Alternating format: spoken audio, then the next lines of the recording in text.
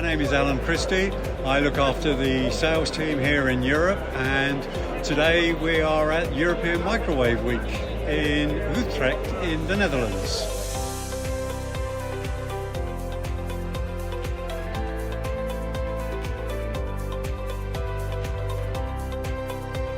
I've been coming here with Times at least for the last 3 years.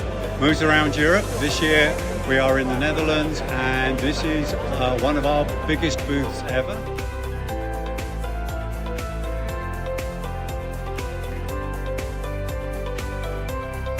We are here with some of our Amphenol sister companies who specialize in the RF market. Hi, I'm Maria Kalia, and I'm here in Utrecht representing Times Microwave Systems. Hello, I'm Linda Colon, and I am the marketing coordinator for Times Microwave Systems, based in the headquarters of Connecticut.